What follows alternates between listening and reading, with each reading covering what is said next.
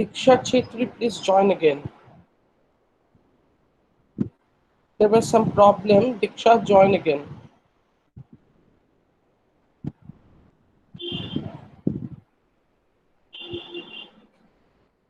Okay.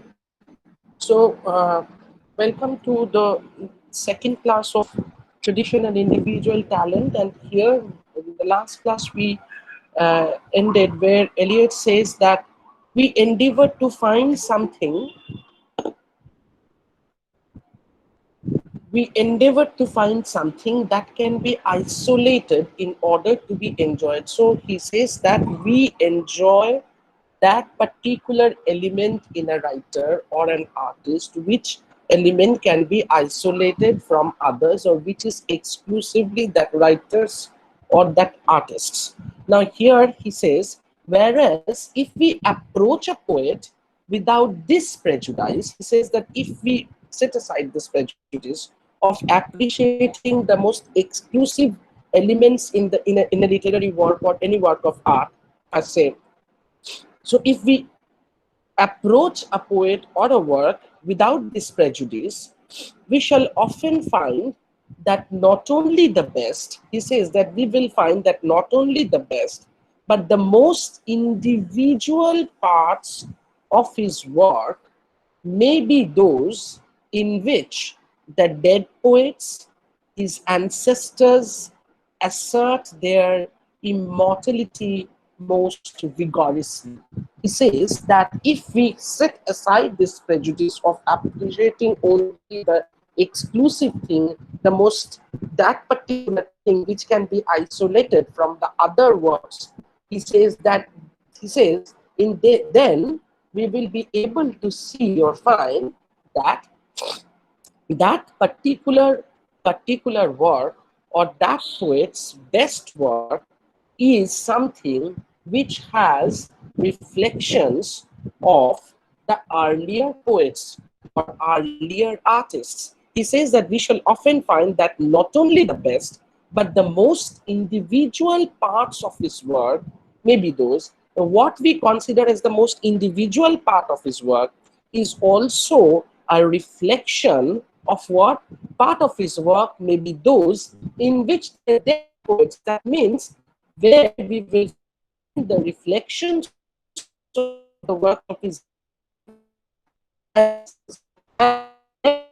where their immortality more vigorously. So it says that there is as individual or in the work.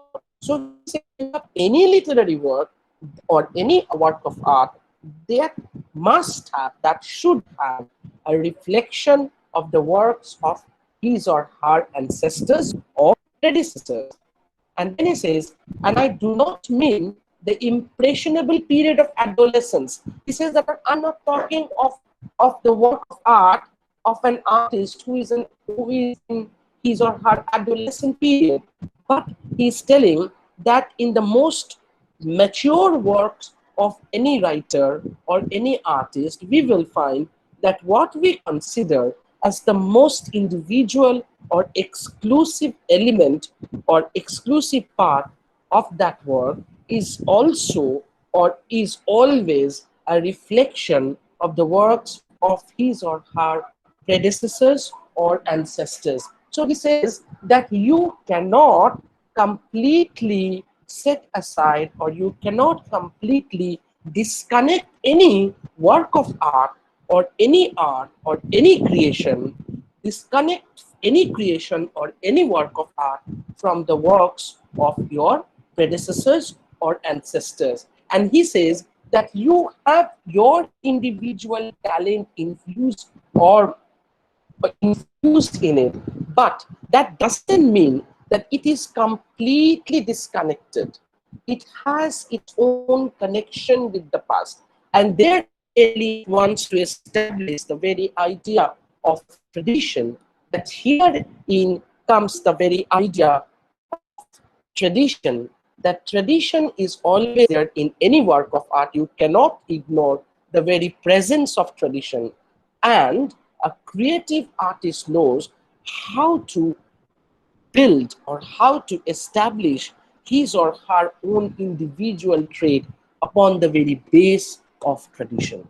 So tradition is the base. It is not something which is dead, it is unchangeable, it is always evolving, it is ever changing, but that is the base. And upon that base, a creative artist, an artist who is truly creative, who is truly an artist, knows how to establish his or her individual talent. So tradition and individual talent, they are internally related. They are vice versa. They are complementary to each other. Okay. And he says that I'm not talking of the impressionable age of adolescence. In adolescence, what happens? We all of us have our own ideas. We used to have our own idols in our during our adolescent period. So during the adolescent period, that is our formative period, we used to imitate. We used to apingly be imitate something or somebody. He is not talking of that adolescent period. He is talking of the most mature period. And there also you will be able to find the impression of the works, the reflections of the works of the predecessors or the ancestors. Yet, if the only form of tradition of handing down consisted in following the ways of the immediate generation before us in a blind or timid adherence to its success, tradition should positively be discouraged. Now he says that when he is able to bring in the very idea of tradition, now he is declaring the idea that what tradition is and what tradition is not. What is not tradition? He says that tradition is something which, or tradition is not something which is what, yet it is, yet if the only form of tradition of handling down. So if you think that tradition is the way of handling down or carrying something from the predecessors consisted, he says that if this handling down consisted in following the ways of immediate generation before us, it is not just handing down the thing from the immediate generation. I am carrying something from my immediate generation, immediate predecessor, that is from my father. My father is carrying something from my grandfather. It is not like that. It is not just carrying or handling down the thing from the immediate generation, but it will be a simultaneous and continuous handling down. Something that I got from my father or my mother or my father got from their grandmother or grandfather, they from their predecessors, they from their predecessors. So there will be a continuum. There will be a continuum, a connectivity. So that is what Eliot wants to say. It is not just handling down from the immediate generation. He says that that is not then the true tradition. He says before us, in a blind or timid adherence to successes, tradition should positively be discouraged. He says that if you understand tradition by something like this, that it is just a mere imitation from the previous age or from the predecessors, then I discourage that concept of tradition. Then I am not with that tradition. Tradition is not just an epish imitation from the previous generation, from just the immediate predecessor. He says that there will be a continuum of handling down. There will be a great line that will continue from the very beginning. We have seen many such simple currents soon lost in the sand. He says that some people think that that is tradition, but he says that those traditions are misconceptions. They are wrong ideas about tradition. And he says that these are not long lasting. A true tradition will be long lasting. It will be forever. It will be immortal. The tradition will go on and on. It will never end. It will be a never ending process. We have seen many such simple currents. He says that these are like the very weak rivulets which dry up very soon, are soon lost in the sand. And novelty is better than repetition. And in that case, he says that here they are handling down something in that is just mere imitation, and that area terms as repetition. It is just an imitation, it's a blind imitation, what he calls repetition. He says that novelty is better than repetition. So when Eliot talks of tradition, when Eliot discusses tradition, he wants to focus on this particular point. He wants to focus on this particular point, that tradition is something which is not a mere imitation from the immediate predecessor or from the immediate previous generation. It is not like that. It is an ever ending long line of handling down. It is an ever evolving and continuum of handling down. Okay. He says that we have seen many such simple currents soon lost in the sand, and novelty, in that case, novelty is better than tradition. Tradition is a matter of much wider significance. He says that tradition is something more important and something of much wider significance. And what is that? It cannot be inherited. You cannot just inherit that. My father inherited this from my grandfather, and I inherited this from my father. And I did not work hard to inherit that. Then not I'm not a part of my tradition. That is not just a continuing or continuation of that tradition. I inherited that something very naturally. So Eliot says that to be a part of the tradition, you need to work hard. You need to achieve that. You cannot inherit the tradition. You need to achieve the tradition. You need to achieve a position in that line of tradition. It cannot be inherited. And if you want it, you must obtain it by great labor. He says that you have to achieve that. You have to achieve that by labor. It involves, in the first place, the very important line, underline this, it involves, in the first place, the historical sense. So, to achieve a position in the tradition, what you need is the sense of history.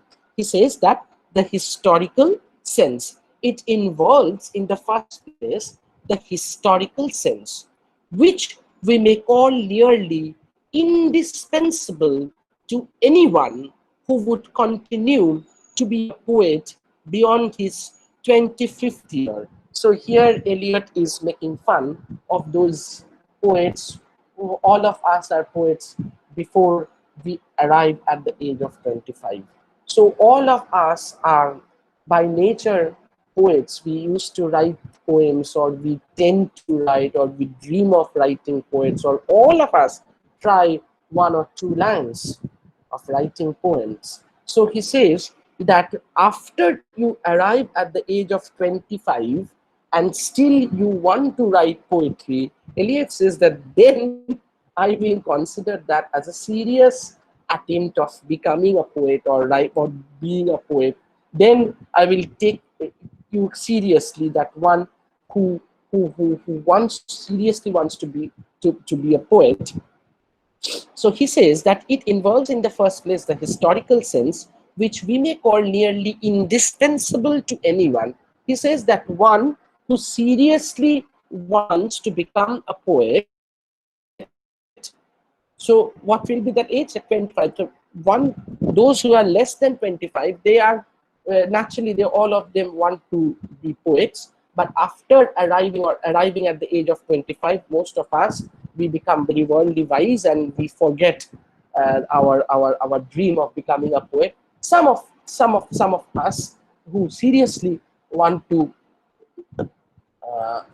become a poet, they take it seriously, their career. And here he says that those who want to take poetry as seriously as their career, they should have the sense of history, because Eliot says that to be a serious poet, to be a poet of substance, if you want to become a true poet, if you want to give something serious in this existing stream of poetry writing, then what you need is you need to be a part of that tradition. And for that, you need the sense of history.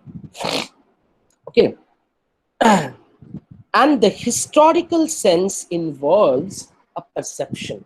So a perception means historical sense involves a sense of perception. Perception means what you perceive through your senses. We have five sense organs. What are those sense organs? Eyes, nose, the ears, our, the skin, the touch, and the uh, and the tongue. So we taste, we see, we hear, we smell, and we touch. So all these, what we receive through these sense organs and what we process, what we receive through the sense organs, they come to us, they arrive at us through perceptions. So he says that the historical sense involves a perception not only of the pastness of the past, but of its presence. Please underline this particular line. He says that the historical sense, when we try to perceive what Eliot actually wanted to mean by the historical sense, actually he wanted to mean that historical sense means not only the pastness of the past, but also of its presence, of its presence. So history, when we talk of history, when we utter the word history, what we feel is that history means something that belongs to the past. But he says that historical sense is something which is not only related to the past, but which also wants to show its relevance in the present time. That Eliot wants to show that when we talk of the historical sense, he means that it not only deals with the pastness of the past, but of its presence. So when we talk of history, we don't just deal with it, or we don't just accept it very naturally as something belonging to the past, but we have to seriously we approach history as something which has its relevance in the present time also. The contemporariness of history, that is what is known as the historical sense. Historical sense underscores the very contemporariness of history, but of its presence. The historical sense compels a man to write not merely with his own generation in his bones. So the historical sense, it compels a writer, it pressurizes a writer to go beyond his or her generation. I'm a writer and I'm only concerned with what is around me. I'm only concerned with my present space and time. The historical sense would allow me to do that. What will it do? It will connect me with the great line of tradition. In the previous class, I showed you a line.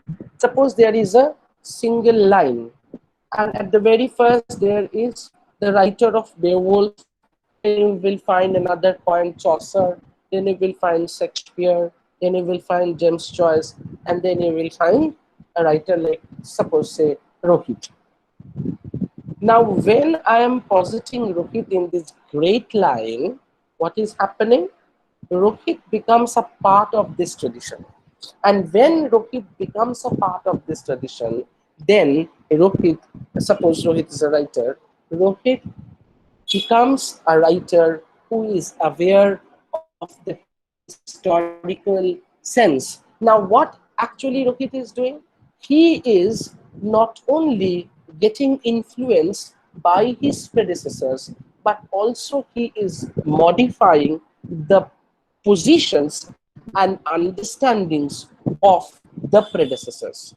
Because previously there were, suppose, only 4 points in that line. Now there are 5. Now there is a realignment in position. So it is not only the past which influences the present, but the present also reorganizes, realigns the past. So that is what Eliot is trying to prove. He says that a historical sense compels a man to write not merely with his own generation in his bones. You won't be able to write only about your generation, but it will do what? A historical sense will posit you or connect you with the great line of tradition, but with a feeling, but it will compel you to feel that, a feeling that the whole of the literature of Europe, from Homer, and within it the whole of the literature of his own country, has a simultaneous existence and composes a simultaneous order. So he says the historical sense makes a writer aware that whenever you are writing, whatever you are writing, you are becoming a part of that tradition. If you are not just imitating or apingly imitating something, if you are writing something worthful, the moment the historical sense will posit you to the great line of tradition, the line that began with Homer and continued up to you, and ranging from the literature that developed in Europe, the literature that developed in your own particular country, your own culture, in your language, and arriving up to you as a writer. So the great line of tradition never overlooks anything which is worth noting, which is worthful, considered in the very tradition of literature. Okay, so the historical sense posits a worthful writer and his or her work in the great sense, in the great line of tradition. Compels a man to write not merely with his own generation in his bones, but with a feeling that the whole of the literature of Europe, starting from the whole of the literature of Europe, the tradition includes, suppose I'm talking of the tradition, of literary tradition of Europe, or I'm talking of the literary tradition of Asia or India or whatever it is. So the literary tradition of Europe will start from Homer, and within it the whole of the literature of a particular writer's own country, and this will arrive ultimately to the writer. And this, he says, that all these things, they have a simultaneous existence, which is pointed which is pointed by Eliot as the simultaneity. So all of these writings and the writers and their contributions, they have a simultaneous existence, and they composes a simultaneous order. All of them, all these things, they haven't ended. That Homer ended up to this point. And here, so when we were students, we used to study the history of English literature classes. They said that this is the Old English period. After the Old English period, after the Norman conquest, Old English period ended, and the Middle English, the Anglo-Norman period started. So this watertight compartmentalization is actually not possible. That after 1066, there are no such thing as the Old English literary trend that existed. They were there, but with them something were added to it, which changed the direction, the main direction of the Old English period, the literary trends of the Old English period, and which ultimately became the Middle English literary trends. But The literary trends of the Old English period are still there. So the effect, the influence of Beowulf is still there, even when I'm reading James Joyce, or even when I'm reading Larkin, or I'm reading Arundhati Roy, or I'm reading Amitav Ghosh. Okay. So when I'm reading Amitav Ghosh, it doesn't mean that I have totally disconnected myself from the works of Shakespeare or Chaucer. All these things are there at my back. I have the baggage, the luggage of tradition upon me. And that actually helps me to understand what Amitav Ghosh or Salman Rushdie or Arundhati Roy or Philip Larkin or other contemporary writers are writing in English. Okay. This historical sense, which is a sense of the timeless as well as of the temporal. So he says that this historical sense is timeless because it actually ignores the very rulings of the time. So Homer was there at his own time, and Homer is still there. So Homer still continues with his time, crossing the temporal barrier. So there is what? There is a temporality as well as there is a timelessness. So there is what? A time sense of timelessness as well as the sense of time in the sense of history. So the historical sense deals both with time as well as timelessness. It deals both with temporality as well as timelessness. So, what there is a book by Johannes Fabian. The name of the and there Fabian discusses about the coevalness, and the denial of coevalness.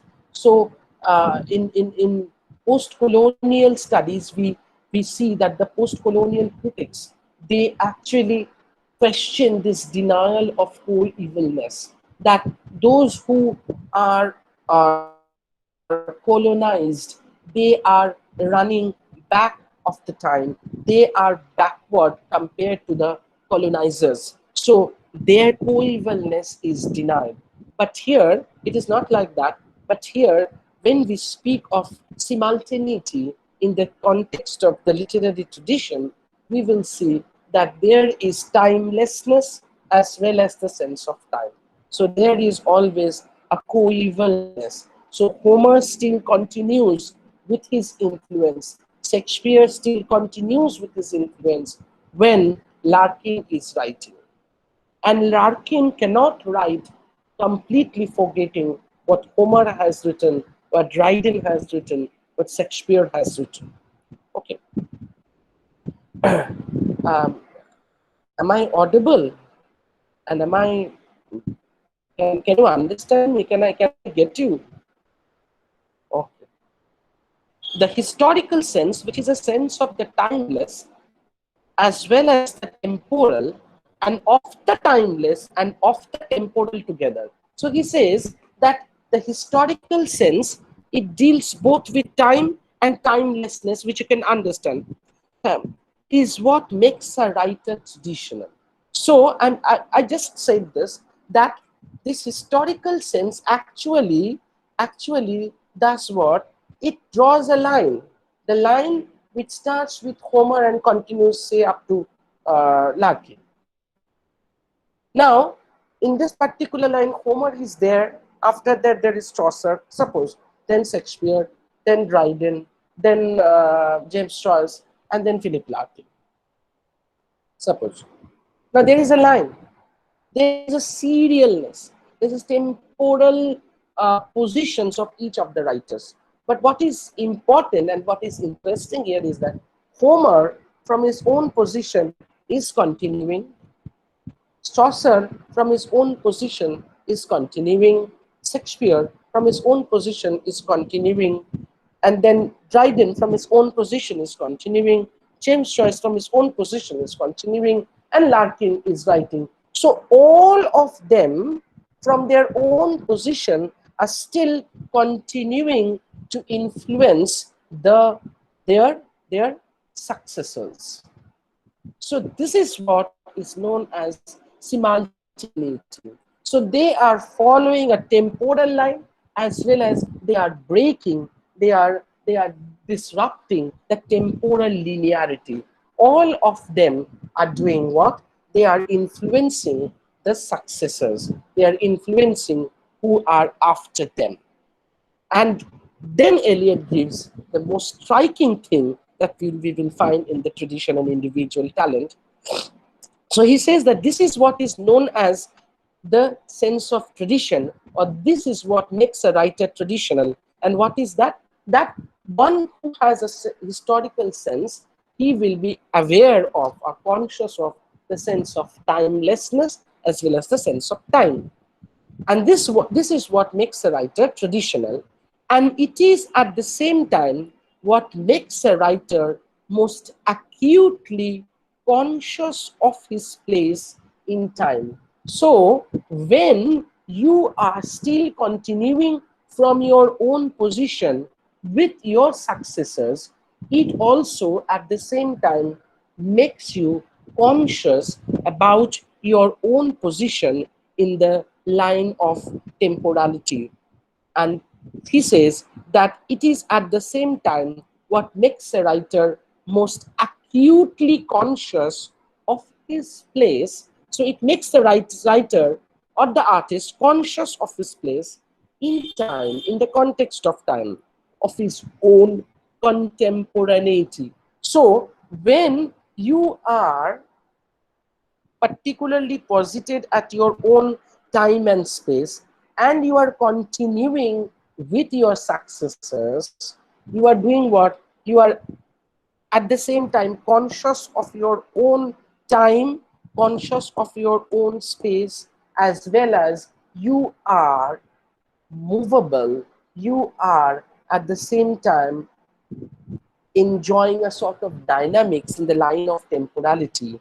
You are doing what? You are not stuck to your position, but you are moving at the same time, which proves your contemporaneity. You are contemporary. You belong to a period of a past time, but you are still contemporary. So that is the sense of contemporaneity.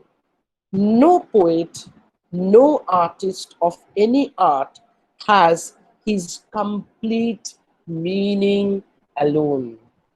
So what Eliot said, that we have a tendency of appreciating the most exclusive and individual element in any work of art. Eliot now negates that idea. He says that that was a misconception, while when we misconception of while we appreciate anything, that was a wrong thing that we generally used to do. He says that no poet, no artist of any art has his complete meaning alone. His significance, his appreciation is the appreciation of his relation to the dead poets and artists. He says that can you can evaluate, ascertain, or appreciate your position in that tradition, in that literary tradition, in the context of, in respect of your predecessors. You cannot get a position alone. Alone, individual position gives no position at all. Suppose there is nothing, you are alone. So who are you? You are always somebody, you are someone in respect of something. You cannot be alone, all alone. You are someone, you are X or Y or Z, always in respect of something. You need to have a particular locus standi, suppose that is an axis, and a particular time frame. And then in the intersecting point of the two axes, you will have your own position. So no one can have his or her position all alone. So you need to be appreciated. You require to be appreciated, you require a particular position in respect of others. His significance, his appreciation is the appreciation of his relation to the dead poets and artists. You cannot value him alone, he's telling you. You must set him for contrast and comparison. You can evaluate a particular work by comparing and contrasting his or her work with the other works among the dead. I mean this as a principle of aesthetic. He says that this is the principle of aesthetic, not merely historical criticism. So this is not just a historical criticism, that to appreciate something, to ascertain, the evaluate something, you need to compare and contrast that with other works. It is the very principle of aesthetic, the necessity that he shall conform. So the principle of conformity is very important. He need to conform. Con means to be with something. Form means to conform means what?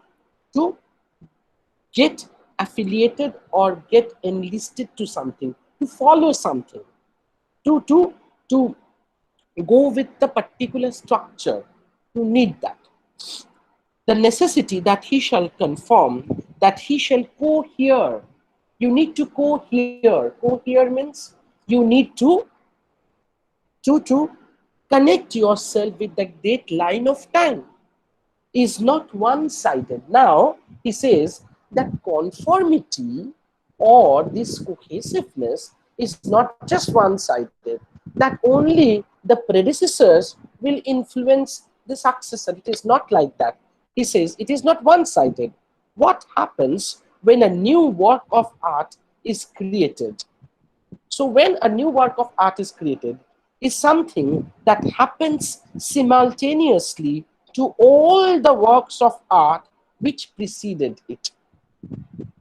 So when something new is added to the line, that addition affects the predecessors also. Suppose in a packet there are 5 items. Now when you add something, what happens?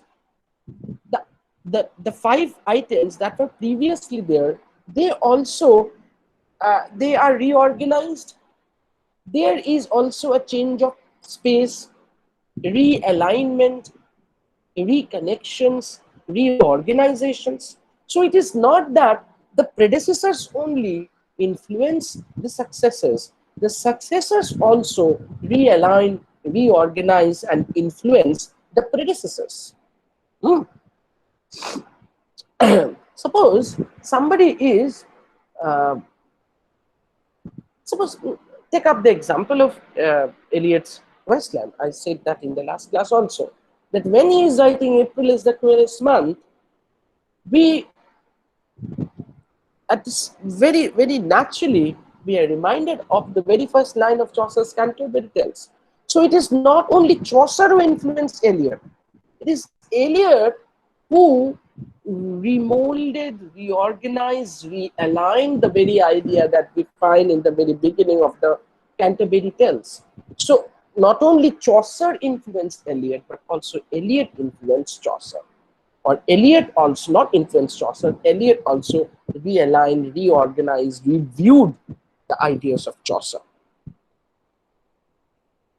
Is something that happens simultaneous to all the works of art which preceded it. The existing monuments form an ideal order among themselves. The existing elements, they form an ideal order. There is something which is, there was an order. Now when you add something, that order will be, there will be a change in that order. Now order among themselves, which is modified by the introduction of the new, the really new work of art among them. So he says that when a new thing is added to the existing order, there is a modification in the arrangement of that order. And with this, I will end this class. And the line today that we need to remember is that not only The past influences the present also remolds, organizes, reviews, reorganizes, and reviews the past. Okay, so I will call this a day. Uh, Thank you.